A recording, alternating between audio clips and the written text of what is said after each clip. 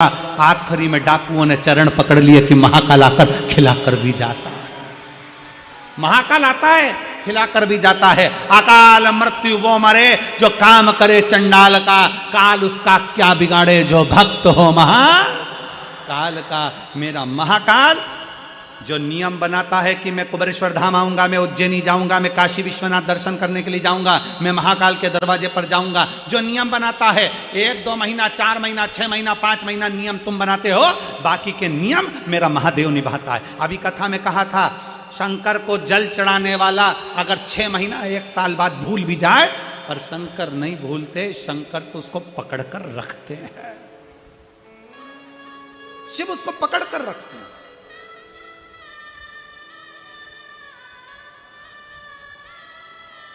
आप में से कितनी माताएं जिन्होंने ये सुना होगा कि कुल देवी की पूजन नहीं करो तो रुष्ट हो जाती है?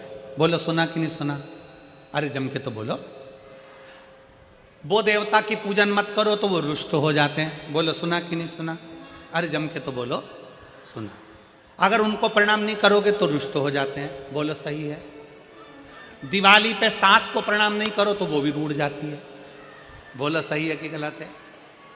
अरे जम के बोलो जरा। ठीक है। करवा चौथ बनवाई थी, मुझे नरक क्यों डाल रहे हो? दूसरा बोला मैंने भंडारा करा था, मुझे नरक क्यों डाल रहे हो?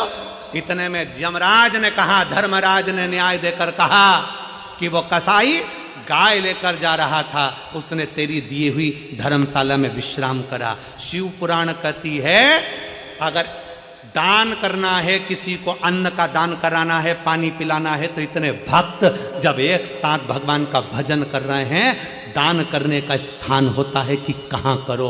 गलत जगह पर कर कर अगर कोई गलत व्यक्ति खाकर निकल गया, गलत व्यक्ति बैठकर निकल गया, तो उसका भी दोष हमको लगता है। आपको तो गर्व होना चाहिए कि मैंने शंकर के एक भक्त को पानी पिलाया, आपको गर्व होना चाहिए कि मैंने शंकर के एक भक्त को भोजन कराया, आपको गर्व होना चाहिए कि मैंने शंकर के एक भक्त को बिस्कुट खिलाया या टॉफी खिलाई, मैंने शंकर के एक भक्त को बिठाया हुआ। शिव का भक्त दिन रात शंकर की भक्ति में डूबा हुआ था, उसको दिया। मैंने किसी ऐसे एरेगरे नट्ठू खेरों को नहीं कि किसी को दे दिया और उसने दारू की दुकान पर जाकर पैसे फूंक दिए, उसने वेश्यावृत्ति में जुए में पैसा लगा दिया। आज के जमाने में बहुत रूप रख रख कर लोग साधु सन्यासी का रूप रख कर आते हैं, मांगते हैं और मांग कर वो पैसा मदिरा में लगा देते हैं, जुए में लगा देते हैं। सावधान, अपने धन का सदुपयोग करिए, सही जगह पर करिए, सत्कर्म की ओर बढ़िए। कोई ऐसा निर्माण भी मत करिए जिस निर्माण में अगर कोई पाप कर्म हो रहा है तो उसका लिप्तता हम पर आए। अगर कोई पाप कर्म कर रहा है तो उसकी लिप्तता हम पर आए। ना ना ना, अच्छा कर्म करिए, श्रेष्ठ कर्म की ओर बढ़े। कई बार बड़ा कर्म भोग मनुष्य को भोगना पड़ता है। बहुत कितना सुंदर कहा है। ट्रेन के अंदर लोग सफर करते हैं, एक बच्चा आता है, कपड़े उतारता है, ट्रेन में पोछा लगाने लगता है। देखा है तुम लोगों ने? अरे बोलो तो जम के, किस किस ने देखा है? जरा बोलो।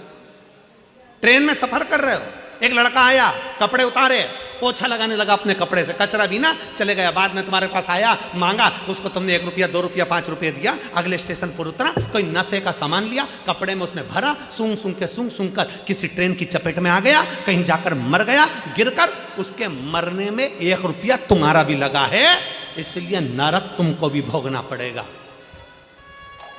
उसके मरने में 1 रुपया तुम्हारा भी लगा है, तो तुम कहोगे मैंने तो अच्छे के लिए दिया था। ना ना, जब सरकार ने लगा रखा है सफाई कर्मी, जब सरकार ने लगा रखा है सफाई करने वाला, तो तुमने उस बच्चे को क्यों रुपया दिया? किसी भूखे को भोजन? मालूम है वो बच्चा नशा कर रहा है, उसके नशे में तुम्हें 1 रुपया शामिल करे हो तो तुम्हें भी भोगना पड़ेगा। बेटी, गाय और लक्ष्मी, सोच विचार कर देना कि सही जगह दे रहे हो कि नहीं दे रहा है। बेटी को विचार कर कर देखना। पेट्रोल पंप, गाड़ी, बंगला, फैक्ट्री देखकर बेटी को मत देना। मालूम पड़े फैक्ट्री के मालिक को बेटी दे दो, और जिस लड़के से ब्याया वो लड़का दिल्ली से ही फरीदाबाद नहीं आ रहा है। मालूम पड़े वो गया वहां, मालूम पड़े गुड़गांव ही नहीं आ रहा है, नोएडा ही नहीं आ रहा है, बेटी इंतजार कर रही है, अभी तक नहीं आए, अभी तक नहीं आए, अभी तक नहीं आए, अभी तक नहीं आए। फैक्ट्री का मालिक था, पेट्रोल पंप वाला था, गाड़ी बंगला था, बेटी को ब्याह दिया धन देखकर, और बेटी रो रो के मरी जा रही है। ऐसी जगह बेटी को मत ब्याहना, लड़का ऐसा ढूंढना जो तुम्हारी बेटी का सम्मान करे, आदर करे, सत्कार करे, तो बेटी को ब्याहना। गाय ऐसी जगह पर मत देना। हमारे दादाजी चले गए, पंडित जी को गाय देना है, पंडित जी ने गाय ली, गाय लेकर चले गए, थोड़े दिन तक गाय ने दूध दिया, बांध कर रखा, गाय ने दूध देना बंद कर दिया, पंडित जी के खुद के रहने की जगह नहीं, तो गाय को कहाँ रखे, उनने तीसरे को भेज दिया, तीसरे ने चौथे को बेचा, चौथे ने पांचवे को बेचा, बाद में गाय कसाई के यहाँ चली गई। जब गाय कटी तो जिसने दान करा उसको भोगना पड़ा। और तीसरे नंबर पर है लक्ष्मी। भिखारी के कटोरे में पैसा डालने से पहले विचार करो कि भिखारी कहां लगाएगा।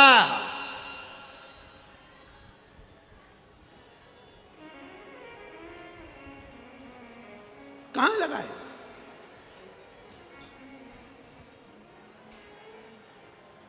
हमारे यहां सीहोर में कुबेरेश्वर धाम के प्रांगण के अंतर्गत और कुबेरेश्वर धाम के दरवाजे पर भी भिक्षा मांगना अलाउ नहीं है हमारे।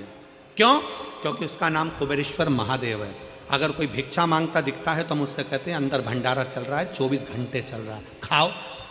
और तुम्हें तनख्वाह चाहिए तो झाड़ू लगाओ, काम करो धाम पर, समिति तुमको महीने की तनख्वाह देगी। पर वो टिकते ही नहीं है। जैसे उनको मालूम पड़ा कि तनख्वाह भी मिलेगी, थोड़ी बहुत मिलेगी और भोजन भी फ्री का मिल रहा है, क्योंकि उनको तो करोड़ों में धन चाहिए, वो काम छोड़कर भाग जाते हैं, चले जाते हैं। इसीलिए कुबेरेश्वर धाम के आसपास भिखारी टिकता ही नहीं है, क्योंकि भोजन फ्री है, रहना फ्री है। थोड़ी मेहनत करो, कर्म करो, सफाई करो, बाबा का गुणगान करो, फूल पत्ती को हटाकर साइड में रखो, अपने आप तुम्हें तनख्वाह मिलेगी। पर कोई रहने को तैयार नहीं। अपने धन का सदुपयोग करो, अपनी बेटी को सही जगह दो, अपनी लक्ष्मी को सही जगह दो और गौ माता को सही जगह दो। बेकार जगह पर नहीं भेजिए, बेकार जगह पर नहीं भेजिए। सबके लिए है, शिव शिव है, शंकर शंकर है। और जब तुम उसको बुलाओगे, बरकरेश्वर महादेव की कथा कर रही है, बकरी आई है, भूखी है, प्यासी है, भगवान वो बकरी को नहीं मालूम कि यहाँ एक धारदार कोई कांटा लगा है, कोई वो कांटे से, उसके पत्ते से उसका शरीर कट जाएगा, उसको अंदाजा नहीं हो पा रहा, उसका अंदाजा नहीं। वो तो अपने कर्म में लगी हुई है, अपने कर्म।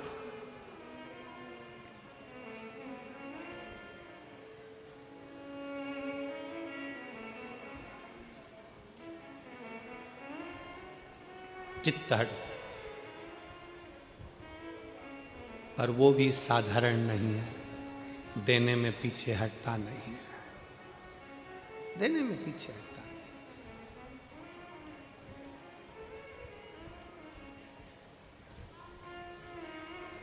और महाराज उसकी याद, उसका स्मरण हमें सुख प्रदान कर देता, उसकी याद, उसका स्मरण।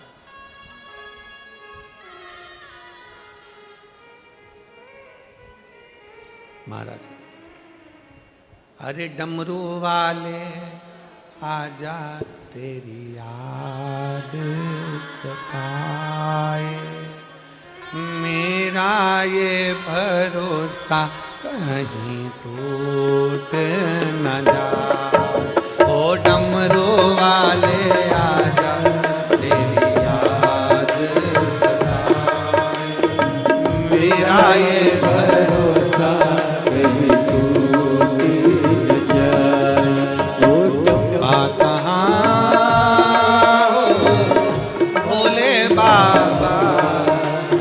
डमरू वाले आजा